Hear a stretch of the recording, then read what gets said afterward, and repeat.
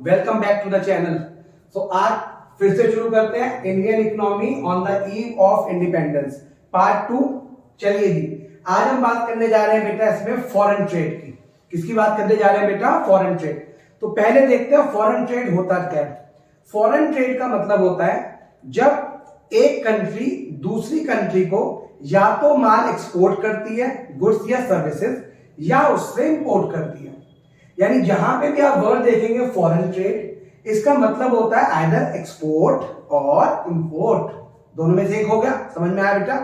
या इसमें दिखता है बेटा आपको गुड्स, या दिखेंगे आपको सर्विसेज। तो पहला वर्ड है बेटा फॉरेन ट्रेड। यानी जब ब्रिटिश रूल था तो फॉरेन ट्रेड किस तरीके से होता था। इससे पहले पार्ट में हमने बात की थी, क्या बात की थी बेटे? कि इंडिया एक्सपोर्टर बन गया था प्राइमरी गुड्स का। अगर आपको ध्यान होगा तो ब्रिटिशर्स ने क्या करा था? ब्रिटिशर्स ने एग्रीकल्चर को कन्वर्ट कराया था फूड क्रॉप से कैश क्रॉप में। ध्यान आया बेटा? क्यों कराया था कैश क्रॉप में?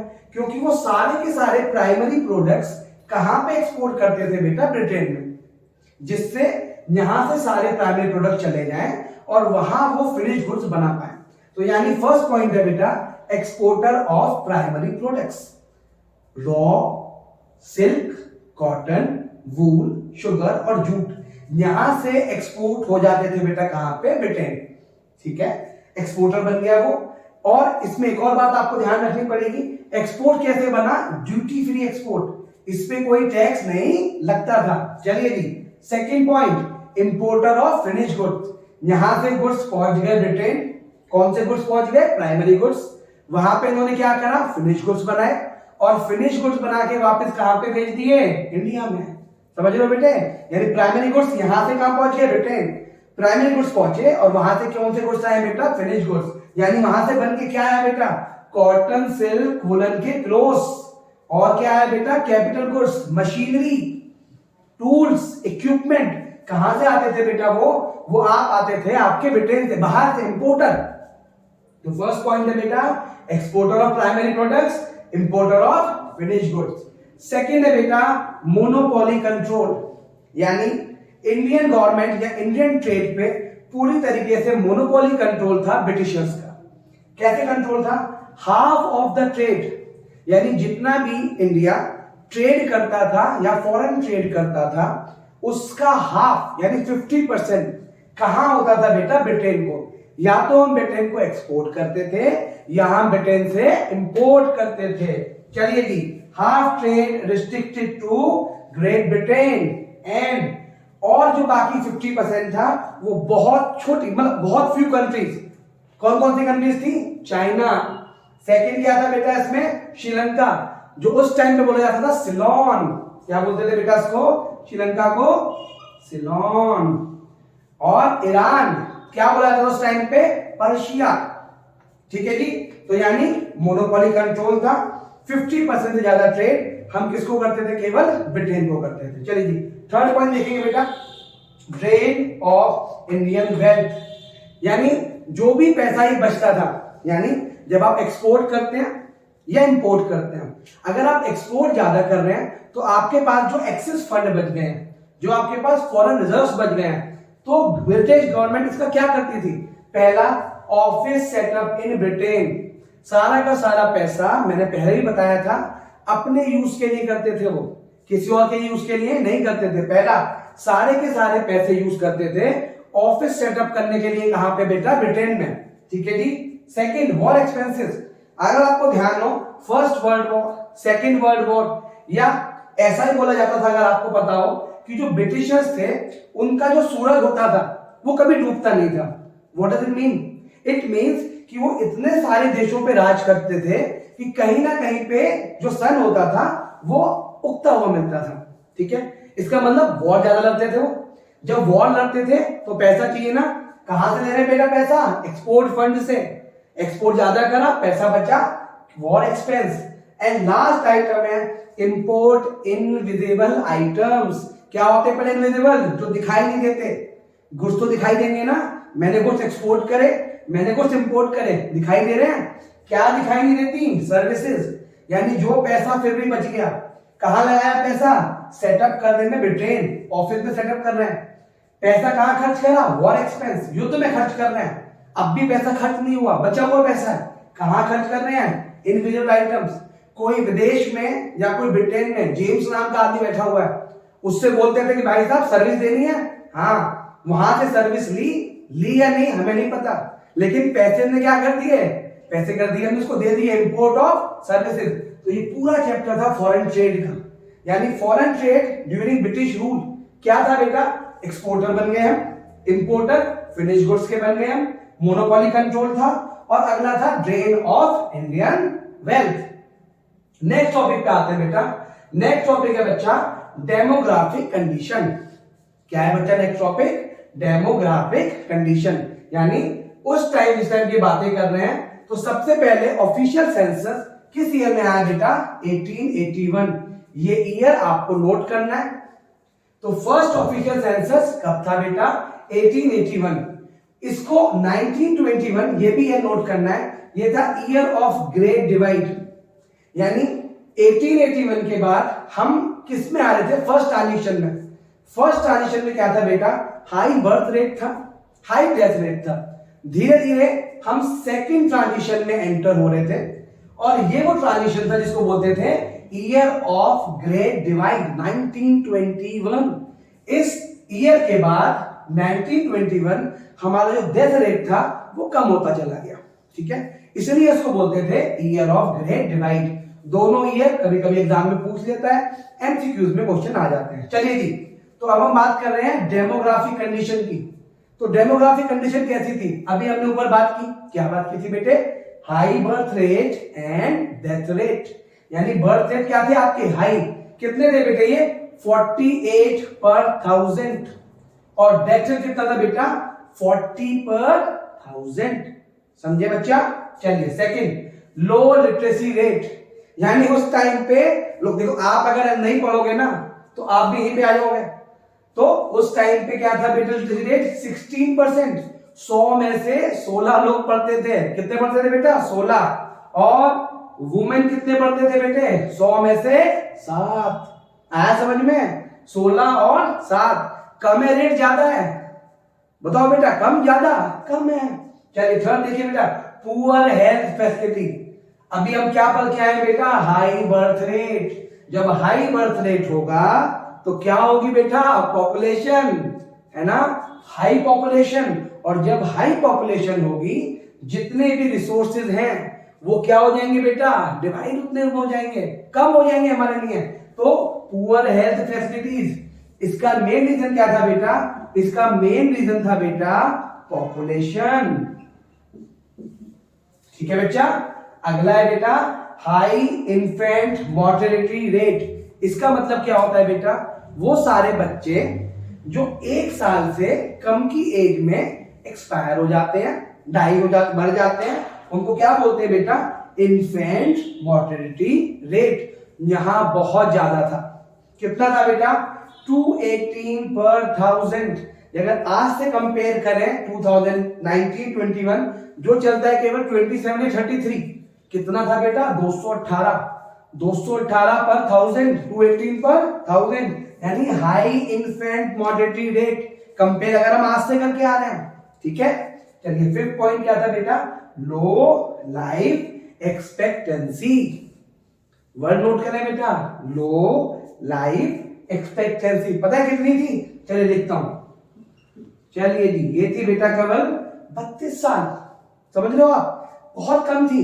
मैंने बताया ना 1921 ये था ईयर ऑफ ग्रेट डिवाइड। यहां से पूरी की पूरी पिक्चर चेंज होती हुई दिखाई दी आपको, ठीक है जी।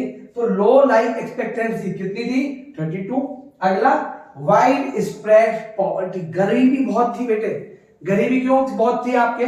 फर्स्ट पॉपुलेशन, अगर आपको पता हो पॉपुलेशन था, ठीक है। दूसरा हमने बात की एग्रीकल्चर की, कल की वीडियो में बात करके आए हम एग्रीकल्चर। तो एग्रीकल्चर पे हम डिपेंड थे, एग्रीकल्चर में स्टैग्नेशन था, प्रॉब्लम थी, ठीक है। इंडस्ट्रीज, हमने बात की इंडस्ट्रीज की। हम किसमें अच्छा परफॉर्म करते थे? हैंडीक्राफ्ट में। लेकिन अब तो हम हैंडीक्राफ्ट करते ही नहीं थे। हम यहां पर क्या आए? अभी पढ़ के आए ना कि हम सारा का सारा एक्सपोर्ट करते थे, इंपोर्ट करते थे फिनिश गुड्स, तो बनाते ही नहीं थे। तो क्या हुआ बेटा? वाइड स्प्रेड पॉवर्टी, भयंकर गरीबी। तो अगर आपसे कोई पूछे 6 पॉइंट कौन कौन से भाई साहब? हाई बर्थ रेट है ना, हाई डेथ रेट, फिर क्या था बेटा? हाई तो बर्थ थे, डेथ थे, लेकिन एक्सपेक्टेंसी क्या थी? लो थी। यहां पर आपने फैक्टिलिटी क्या थी? कम थी। लिटरेसी रेट क्या था बेटा? कम था। गरीबी ज्यादा थी और इन्फेंट मोर्टेलिटी रेट ज्यादा था। ठीक है बच्चा, चलिए इसका आप स्क्रीनशॉट लीजिए, फिर हम नेक्स्ट टॉपिक पे आते हैं।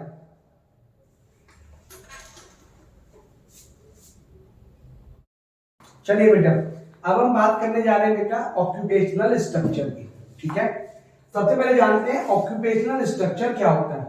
तो ऑक्यूपेशनल स्ट्रक्चर का मतलब होता है बेटा डिस्ट्रीब्यूशन ऑफ वर्किंग पर्सन, यानी जब आप जो वर्किंग पर्सन मींस जो लोग काम कर रहे होते हैं उनको आप डिस्ट्रीब्यूट करते हैं। किसमें डिस्ट्रीब्यूट करते हैं बेटा? प्राइमरी सेक्टर, ये बेटा आपका फर्स्ट होता है। First is primary sector, second is secondary sector and third is बेटा टर्शियरी सेक्टर। यानी ऑक्यूपेशनल स्ट्रक्चर का मतलब है distribution of working person in primary sector और सेकेंडरी सेक्टर एंड और टर्शियरी सेक्टर। ठीक है, अब हम जानते हैं बेटा, ये समझ में आ गया हमारे ऑक्यूपेशनल स्ट्रक्चर होता क्या है, यानी जब हम इनमें डिस्ट्रीब्यूट कर देते हैं। सबसे पहले जानते हैं बेटा प्राइमरी सेक्टर क्या होते हैं। तो प्राइमरी सेक्टर्स वो यूनिट्स होते हैं बेटा, या वो यूनिट जो काम कर रहे होते हैं जो एक्सप्लॉइट करते हैं नेचुरल रिसोर्सेज को। किसको रिसोर्सेज को कर रहे होते हैं बेटा? नेचुरल रिसोर्सेज को। जैसे आप लोग काम कर रहे हैं बेटा फार्मिंग, आप लोग काम कर रहे हैं बेटा फिशिंग, आप लोग काम कर रहे हैं माइनिंग, फॉरेस्ट्री, या इसमें एक और बेटा इसमें दिखाई देता है एनिमल हस्बेंड्री। ठीक है बेटे, यानी आप कोई खेती का काम कर रहे हैं, फिशिंग का काम कर रहे हैं, माइनिंग कर रहे हैं, या क्या कर रहे हैं? फॉरेस्ट्री कर रहे हैं, एनिमल हस्बेंड्री कर रहे हैं, तो आप क्या कर रहे हो? आप नेचुरल रिसोर्सेज को एक्सप्लॉइट कर रहे हो। तो इसलिए आपको कौन सा सेक्टर बोला जाता है बेटा? Primary sector. ठीक है, सेकंड क्या होता है बेटा? सेकंड होता है बेटा सेकेंडरी सेक्टर। वो यूनिट्स जो रॉ मटेरियल को कन्वर्ट कर देते हैं फिनिश गुड्स में। ठीक है, जो रॉ मटेरियल को कन्वर्ट करते हैं फिनिश गुड्स में, उसको क्या बोला जाता है? उसको बोले जाते हैं सेकेंडरी सेक्टर। यानी basically these are manufacturing companies, production units. ऊपर किसकी बात कर रहे थे बेटा? ऊपर वो बातें कर रहे थे नेचुरल रिसोर्सेज की, यहां बात कर रहे हैं आप सेकेंडरी सेक्टर। यानी यहां पे कौन सी यूनिट आएंगे बेटा? मैन्युफैक्चरिंग कंपनीज आएंगे, यहाँ पे क्या आएंगे बेटा? आपके प्रोडक्शन यूनिट्स आएंगे। ठीक है, थर्ड क्या होते हैं बेटे? अच्छा, सेकंड में और क्या कर सकते हैं? जैसे शुगर कैन, शुगर कैन को आप कन्वर्ट किसमें कर रहे हैं? शुगर में। पावर जनरेशन कर रहे हैं आप तो कंस्ट्रक्शन, भाई आपने रोला, ईट, पित्थर ये सब उठाया आपने, ठीक है जी, घर बनाया सीमेंट से, तो क्या करा आपने? Construction company. जब आप रॉ मटेरियल लेके उसको कन्वर्ट कर देते हैं फिनिश गुड्स में, कौन सा सेक्टर की बात कर रहे हैं बेटा? सेकेंडरी सेक्टर की। ठीक है, third one is territory sector. यानी जो यूनिट्स एंगेज थे, कहां एंगेज थे? प्रोवाइडिंग सर्विसेज, उनको बोलते थे आप टेरिटरी सेक्टर। ठीक है, सर्विसेज कौन कौन सी थी बेटा आपके पास?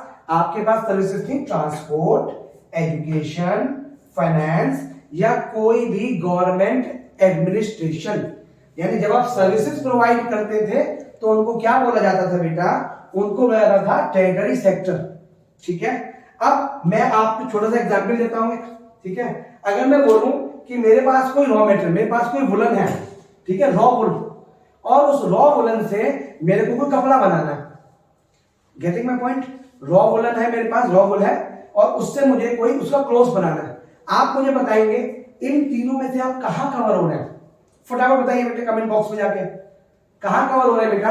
आप कवर हो रहे हैं बेटा, क्या प्राइमरी सेक्टर है? नहीं, क्योंकि वहां कौन से रिसोर्स होते हैं बेटा? Natural resources. आप क्या कर रहे हो? आप रॉ मटेरियल से फिनिश गुड्स में कन्वर्ट कर रहे हो, तो आप कौन से सेक्टर में है बेटा? आप हैं सेकेंडरी सेक्टर में। ठीक है, यानी ऑक्यूपेशनल स्ट्रक्चर में आपने आप जो वर्किंग पर्संस थे उनको कैटेगरी वाइज बांट दिया गया।